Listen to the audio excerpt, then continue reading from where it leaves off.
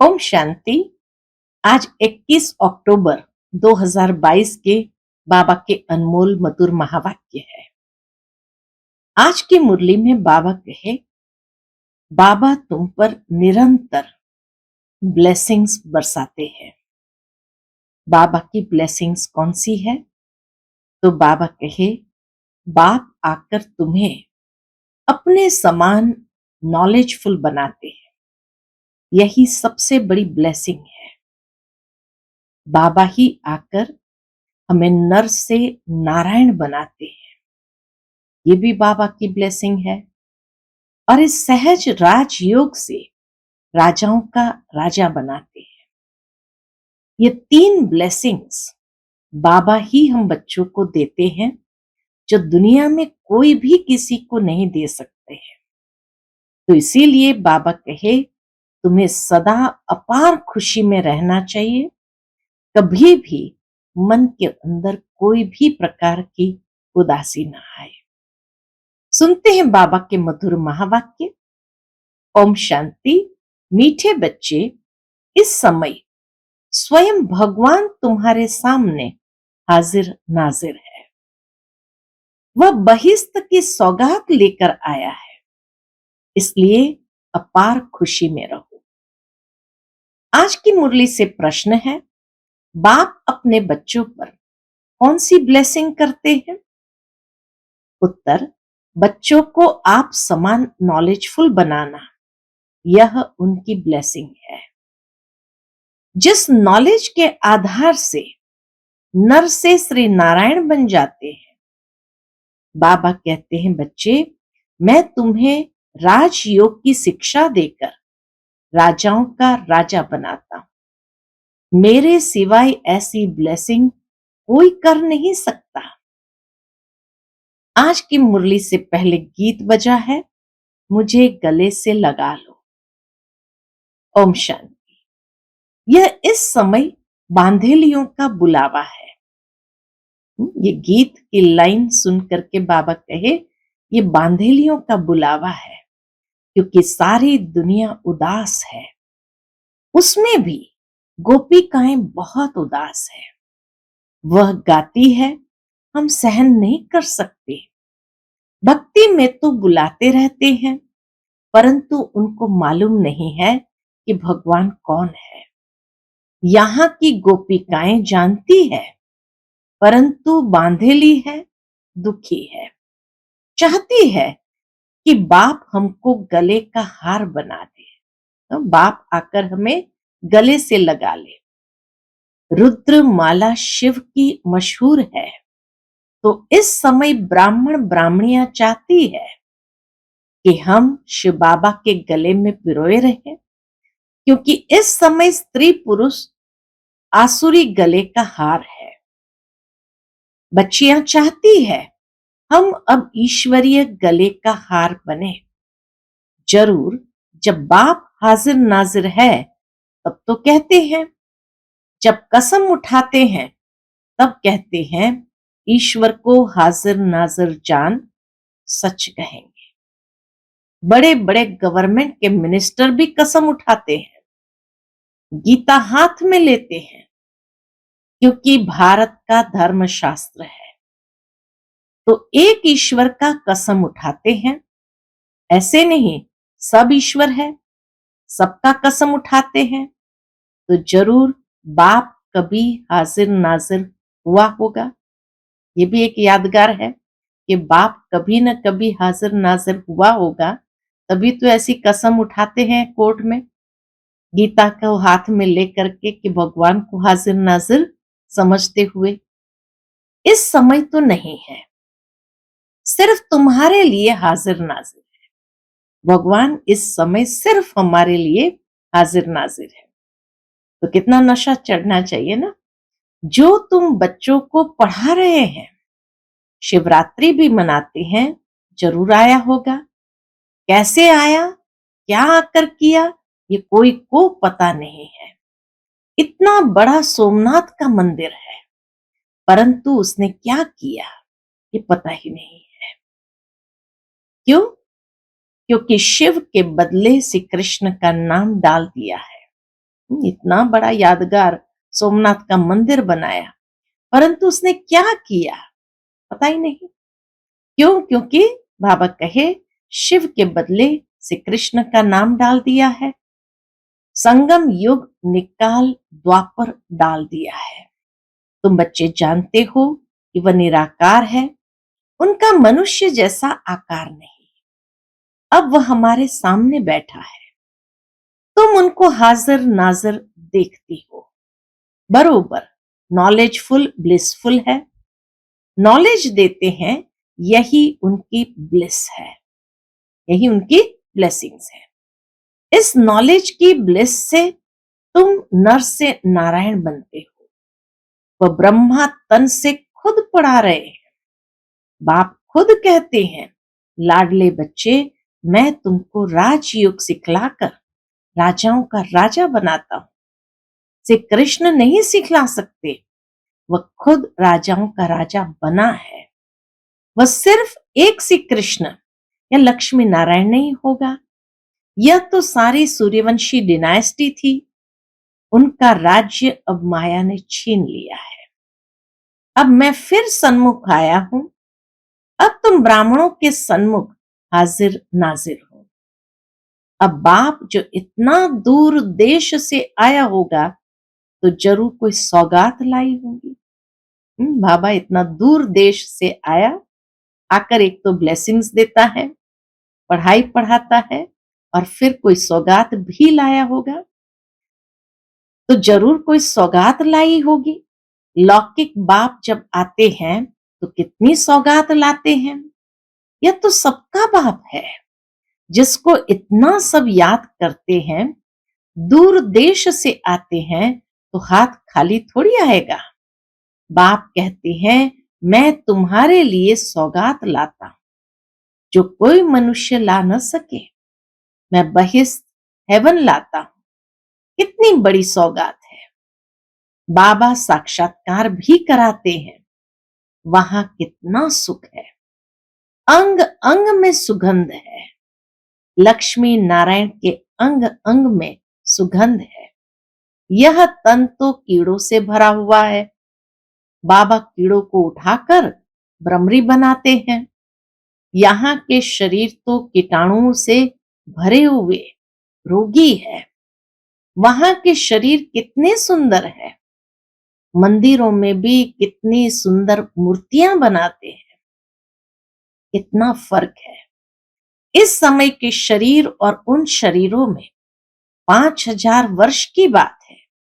यह भारत इंद्रप्रस्थ था, वहां आत्मा भी पवित्र थी तो शरीर भी पवित्र था।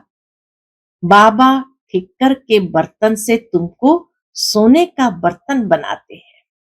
बाप तुम्हारी पूरी सर्विस कर क्या से क्या बनाते हैं। बाप का भी क्या पार्ट है, वे टीचर और सतगुरु का भी पार्ट बजाते हैं। उनको कोई बाप टीचर गुरु नहीं। तुम्हारे लौकिक बाप का तो बाप टीचर गुरु जरूर होगा। बाबा कहे, तुम्हारे लौकिक बाप का तो बाप टीचर गुरु जरूर होगा। शिव बाबा कहते हैं, मेरा कोई नहीं, परंतु उनके ऑक्यूपेशन को कोई नहीं जानते। जब तक इसको स्वर्ग का मालूम न पड़े, तब तक कोई भी जान नहीं सकते कि हम नरक में हैं।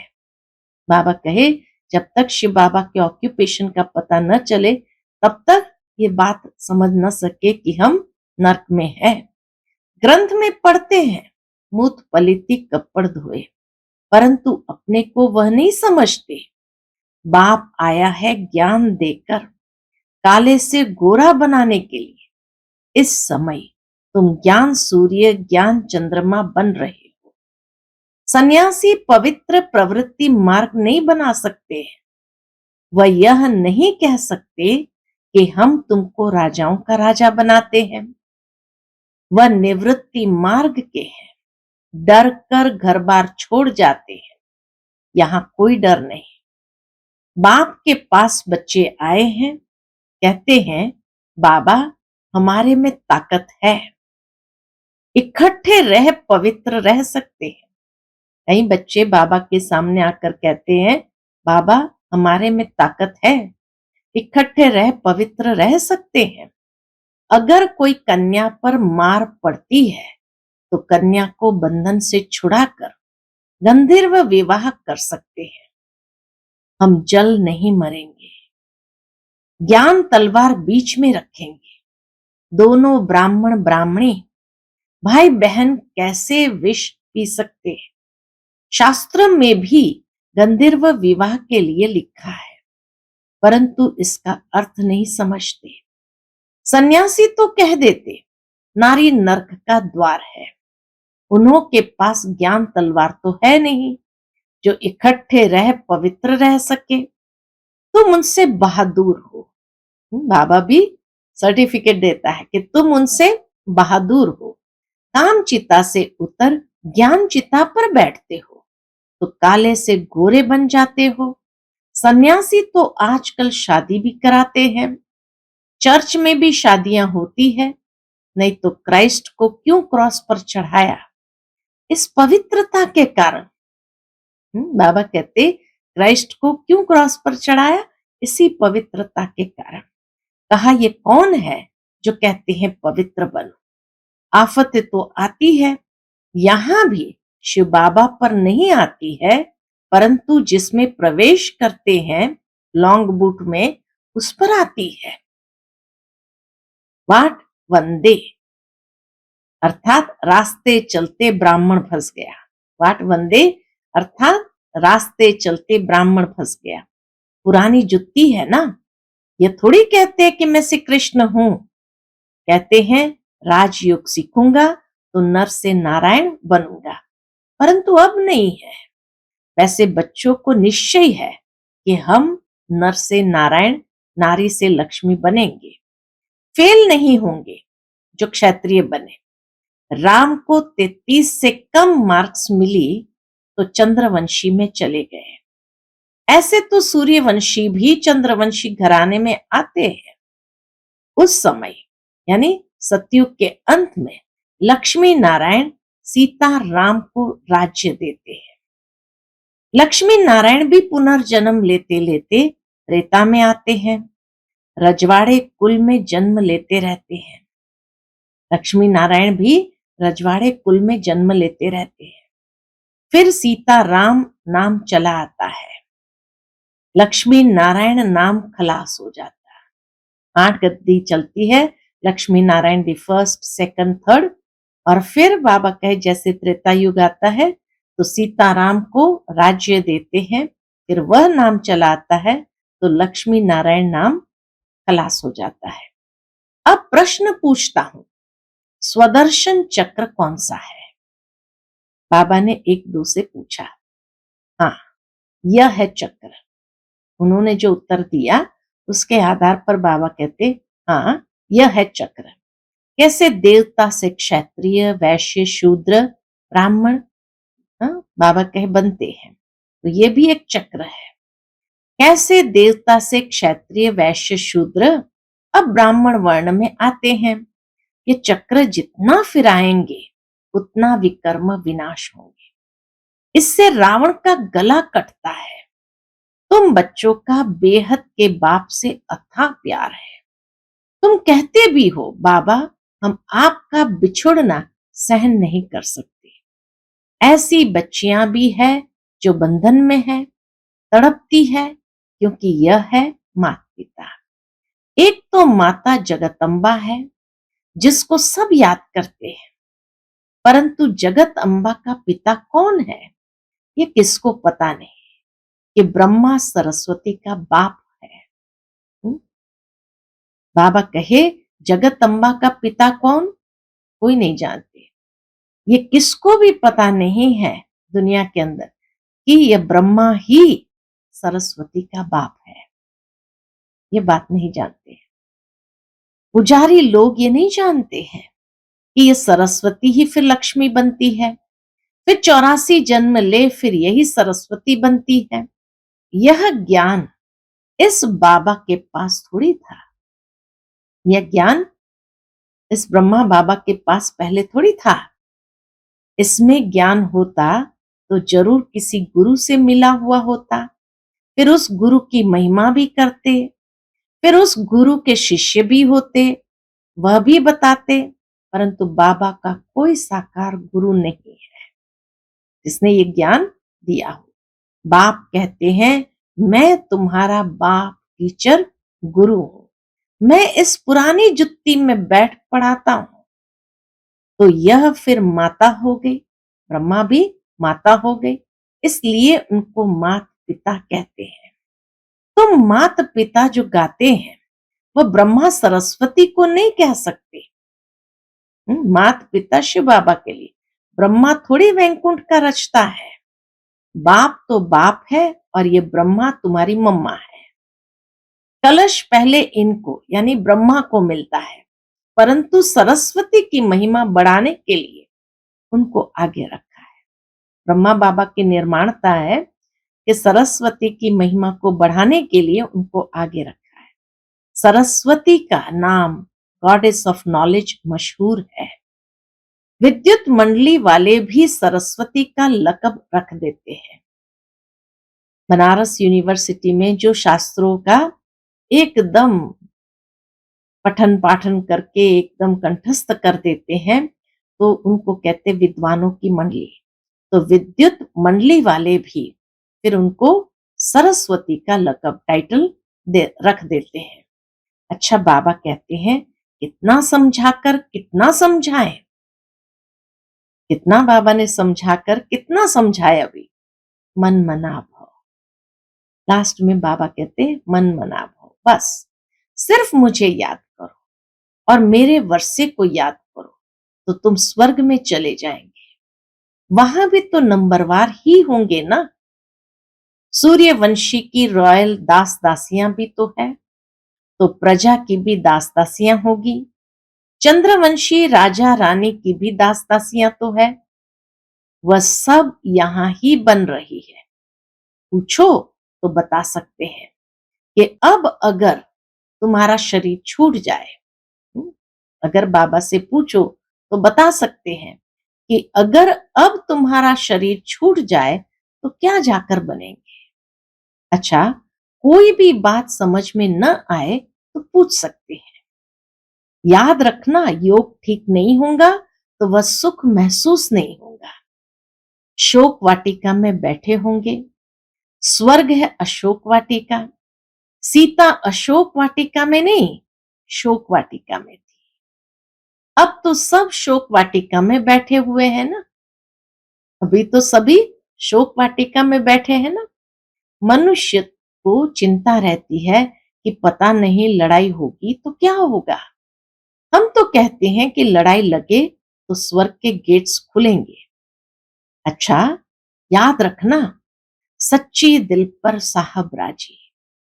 अगर अंदर शैतानी होगी तो विघ्न डालते रहेंगे, तो फिर कड़ी सजाएं खाएंगे। ट्रेटर्स को हमेशा कड़ी सजाएं मिलती है। यह तो सुप्रीम जज भी है। श्री कृष्ण का चित्र दिखलाकर बाबा कहे, देखो इन पर भी कितने कलंक लगाए हैं। इसने तो न कपड़े चुराए और न ही कंस जरासंध को मारा।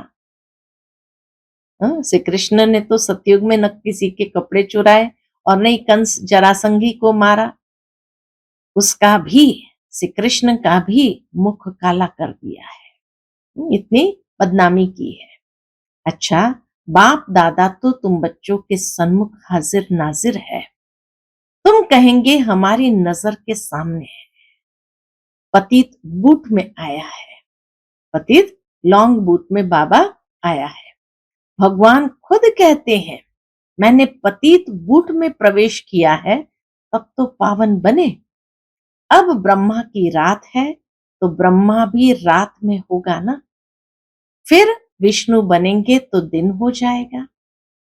अच्छा, मीठे मीठे सिकिलदे बच्चों को याद प्यार दे रहे हैं। दादा कहो व गुप्त माँ कहो। दादा माना ब्रह्मा दादा, बड़ा भाई, या गुप्त माँ कहो। वंडरफुल राज है। बाप दादा मीठे मीठे बच्चों को नंबरवार पुरुषार्थ अनुसार क्यों कहते हैं?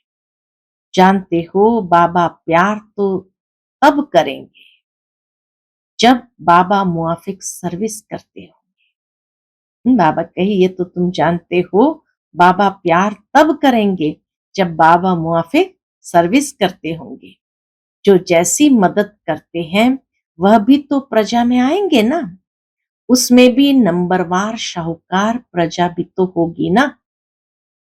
बाबा कहे उसमें भी नंबरवार शाहूकार प्रजा भी होती है ना। अच्छा, गुड मॉर्निंग। रूहानी बाप की रूहानी बच्चों को नमस्ते। हम सब रूहानी बच्चों की रूहानी माता पिता बाप दादा को याद प्यार गुड मॉर्निंग और नमस्ते। नमस्ते। शुक्रिया बाबा, शुक्रिया। आज की मुरली से धारणा के लिए मुख्य सार है। पहली पॉइंट, सच्चे साहब को राजी करने के लिए बहुत बहुत सच्ची दिल रखनी है, कोई भी विघ्न नहीं डालना है। दूसरी पॉइंट, सुख का अनुभव करने के लिए अपना योग ठीक रखना है, स्वदर्शन चक्र फिराते विकर्मों को भस्म करना है। आज का बाप दादा का मधुर वरदान है, न्यारी अवस्था में स्थित रहे, हर कार्य करने वाले सर्व के व परमात्मा प्यार के अधिकारी भव। न्यारी अवस्था में स्थित रहे, हर कार्य करने वाले सर्व के व परमात्मा प्यार के अधिकारी भव। जैसे बाप सबसे न्यारा और सबका प्यारा है, न्यारापन ही प्यारा बना देता है। जितना अपनी देह के भान से न्यारे होते जाएंगे उतना प्यारे बनेंगे। बीच बीच में प्रैक्टिस करो, देह में प्रवेश होकर कर्म किया और अभी अभी न्यारे हो गए। ऐसी न्यारी अवस्था में स्थित रहने से कर्म भी अच्छा होगा और बाप के व सर्व के प्यारे भी बनेंगे। परमात्मा प्यार के अधिकारी बनना कितना बड़ा फायदा है। परमात्मा प्यार के अधिकारी बनना कितना बड़ा फायदा है। आज का स्लोगन है, शुभ भावना का स्टॉक फुल हो तो व्यर्थ को फुल स्टॉक लग जाएगा। शुभ भावना का स्टॉक फुल हो तो व्यर्थ को फुल स्टॉक लग जाएगा। मातेश्वरी जी के अनमोल महावाक्य सुनेंगे। आज के मातेश्वरी जी के महावाक्य का टाइटल है, आत्मा कभी परमात्मा का अंश नहीं हो सकती है। बहुत मनुष्य ऐसे समझते हैं हम आत्माएं परमात्मा की अंश है। अब अंश तो कहते हैं टुकड़े को, एक तरफ कहते हैं परमात्मा अनादि और अविनाशी है। तो ऐसे अविनाशी परमात्मा को टुकड़ों में कैसे लाते हैं? अब परमात्मा कट कैसे हो सकता है? आत्मा ही अजर अमर है, तो अवश्य आत्मा को पैदा करने वाला अमर ठहरा। ऐसे अमर परमात्मा को टुकड़े में ले आना, वो या परमात्मा को भी विनाशी कह दिया। अविनाशी परमात्मा को भी विनाशी कह दिया। लेकिन हम तो जानते हैं कि हम आत्मा परमात्मा की संतान है, तो हम उनके वंशज ठहरे, अर्थात बच्चे ठहरे। वो फिर अंश कैसे हो सकते हैं? इसलिए परमात्मा के महावाक्य है कि बच्चे, मैं खुद तो इमॉर्टल हूं, जागती ज्योत हूं, मैं दीवा हूं, मैं कभी बुझता नहीं। और सभी मनुष्य आत्माओं का दीपक जगता भी है तो बुझता भी है। उन सबको जगाने वाला फिर मैं हूं, क्योंकि लाइट और माइट देने वाला मैं हूं। बाकी इतना जरूर है, मुझ परमात्मा की लाइट और आत्मा की लाइट दोनों में फर्क अवश्य है। जैसे बल्ब होता है, कोई ज्यादा पावर वाला कोई कम पावर वाला होता है, वैसे आत्मा भी कोई ज्यादा पावर वाली कोई कम पावर वाली है। बाकी परमात्मा की पावर कोई से कम ज्यादा नहीं होती है। तभी तो परमात्मा के लिए कहते हैं कि वह सर्वशक्तिमान है, अर्थात सर्व आत्माओं से उसमें शक्ति ज्यादा है। वही सृष्टि के अंत में आता है अगर कोई समझे परमात्मा सृष्टि के बीच में आता है, अर्थात युगे युगे आता है, तो मानो परमात्मा बीच में आ गया, तो फिर परमात्मा सर्व से श्रेष्ठ कैसे हुआ? अगर कोई कहे परमात्मा युगे युगे आता है, तो क्या ऐसे समझे कि परमात्मा घड़ी घड़ी अपनी शक्ति चलाता है? ऐसे सर्वशक्तिवान की शक्ति इतने तक है, अगर बीच में ही अपनी शक्ति से सबको शक्ति दे अथवा सद्गति दे देवे, तो फिर उनकी शक्ति कायम होनी चाहिए। फिर दुर्गति को क्यों प्राप्त करते हो? फिर दुर्गति को क्यों प्राप्त करते हो? तो इससे साबित है, सिद्ध होता है कि परमात्मा युगे युगे नहीं आता है, अर्थात बीच बीच में नहीं आता है। वो आता है कल्प के अंत समय और एक ही बार अपनी शक्ति से सर्व की सद्गति करता है। जब परमात्मा ने इतनी बड़ी सर्विस की है, तब उनका यादगार बड़ा शिवलिंग बनाया है और इतनी पूजा करते हैं। तो अवश्य परमात्मा सत भी है, चैतन्य भी है और आनंद स्वरूप भी है। अच्छा, ओम शांति।